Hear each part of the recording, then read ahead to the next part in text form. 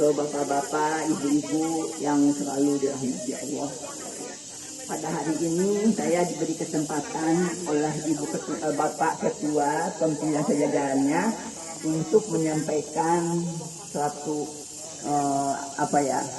bukan ceramah tapi pengetahuan dari saya bapak sendiri yang alhamdulillah saya bisa berdiri di sini dan mohon maaf apabila saya tidak patut untuk berdiri di sini. Tidak pantas ya. Bismillahirrahmanirrahim. Assalamualaikum warahmatullahi wabarakatuh. Pertama-tama kami ucapkan alhamdulillahirabbil alamin. Wassalatu wassalamu ala asrafil anbiya'i wal mursalin wa ala alihi wa sahbihi ajmain. Asyhadu an la ilaha illallah wa asyhadu anna Muhammadan abduhu wa rasuluh. Allahumma sholli ala sayyidina Muhammad wa ala ali sayyidina Muhammad. Puji serta syukur kita selalu panjatkan kepada hadirat Allah SWT yang telah memberikan berbagai macam kenikmatan kepada kita semua, terutama nikmat umur, nikmat iman, nikmat Islam, nikmat umur yang diberikan kesehatan, yang alhamdulillah pada hari ini kita bisa berkumpul, bersilaturahmi dan berolahraga mencari sehat lahir batin. Di sini saya akan sampaikan suatu amalan hidayah. Hidayah itu adalah suatu petunjuk yang kebalikannya adalah dolalah. Nah, dari itu mungkin kita sudah biasa Pak ya Bu Bapak mengerjakan dalam sehari minimal kita 17 kali kita memohon kepada Allah dalam mengerjakan sholat, yaitu dalam surat Al-Fatihah ayat 6 dan 7 yang bunyinya a'udzubillahi minasyaitonir rajim ihdinas siratal mustaqim siratal ladzina an'amta 'alaihim ghairil maghdubi 'alaihim waladdallin. Amin. Kita mohon pada Allah, meminta petunjuk pada Allah untuk selalu jalan yang diridhoi dan bukan jalan yang sesat. Dan mudah-mudahan kita selalu mendapat ridhonya. Hidayah apa tadi?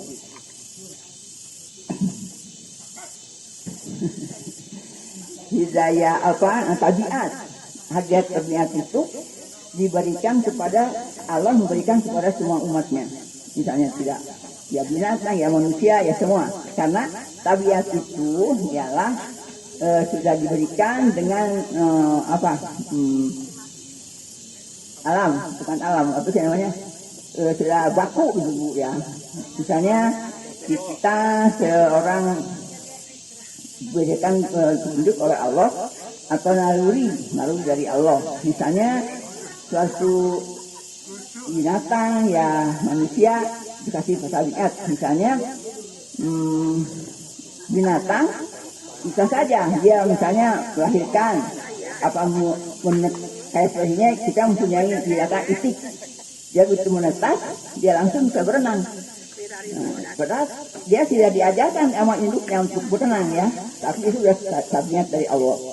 Terus manusia melahirkan, manusia kita ya, ibu melahirkan, sudah diberikan putra, langsung putranya itu bisa menangis. Padahal ibunya tidak mengajarkan untuk menangis, tapi itu udah tabiatnya dari Allah bahwa kalau bayi melahirkan pasti akan nangis, karena dengan nangis itu bayi itu bisa memberikan isyarat, misalnya dia lapar, sakit, kedinginan atau kehausan, dia udah pasti nangis. Kalau nggak nangis kita nggak tahu kan anak kita itu apa kedinginan, apa kehausan, apa kelaparan. Nah dengan nangis itu kita ada perhatian kan. Kenapa nih nangis? Oh mungkin dia haus, mungkin dia kedinginan. Nah itu Bu ya. Yang alhamdulillah kita diberikan tabiat tadi. Nah kedua hidayatul hawas. Hawas itu adalah panca indera. Kita diberikan panca indera mata, telinga, hidung, perasa. Yang misalnya kita sudah ingin melihat, Allah sudah memberikan mata kepada kita. Kita mendengar sesuatu, Allah sudah memberikan telinga kepada kita.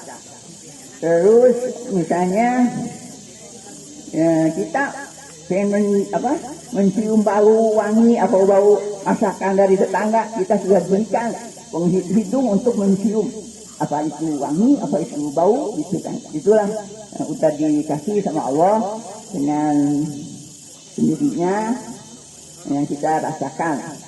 Karena kalau kita tidak dikasih pasang indera, mungkin kita tidak tahu ya keadaan yang bisa melihat yang cantik, apa yang jelek gitu ya.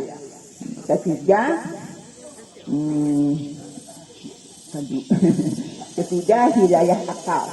Hidayah akal itu hanya diberikan oleh Allah kepada manusia dengan akalnya manusia sendiri. Nah, manusia itu dapat berpikir, manusia memiliki harga diri dan martabat yang mulia. Bahkan dengan akalnya ini manusia bisa berubah-ubah. Bisa berubah-ubah karena dia punya akal, tidak seperti binatang ya. Binatang nggak punya akal, dikasih makan. Jadi dia pergi dia pergi. Tapi kalau manusia punya akal, misalnya dia bisa berbuat tidak baik, bisa berbuat jahat, bisa berbuat menipu, banyaklah yang negatif. Padahal dia itu tahu, misalnya kita mengerjakan ini dosa, mengerjakan ini haram atau halal. Nah, tapi dengan akalnya dia bisa berbalik, bisa ini saya mau menyolong ini, padahal kan nggak boleh. Tapi dengan akalnya dia bisa berubah. Gitu. Jadi, nah itulah akal yang diberikan kepada manusia yang bisa berubah-ubah. Sebetulnya ini masih panjang Bu ya, tapi dengan panas dan diberikan singkat. Dan akal itu kita harus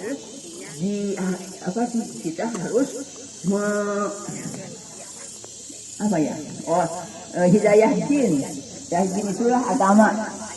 Karena kalau kita berakal tidak dijaruni dengan agama, mungkin kita akan semena-mena ya. Semena-mena kita mengerjakan yang halal, yang haram, yang dilarang oleh agama. Nah, semua hidayah tadi, yaitu hidayah tabiat, hidayah hawa, hidayah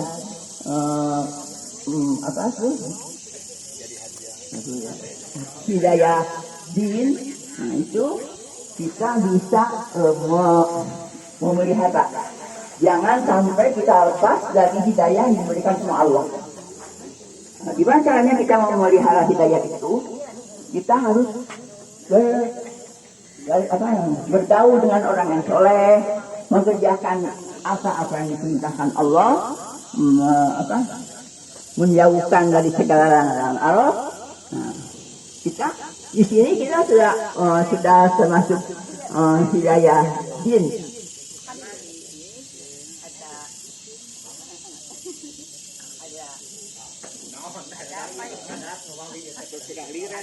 Kita ada mengerti rohani.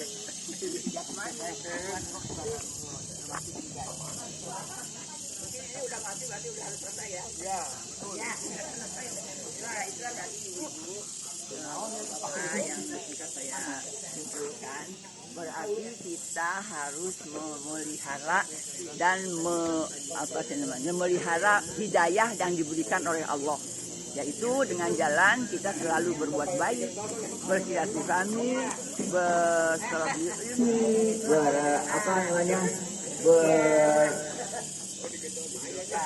banyaklah yang kita namun itu saja nanti kelamaan lagi masih banyak Bu ya, tapi itu singkatnya dulu.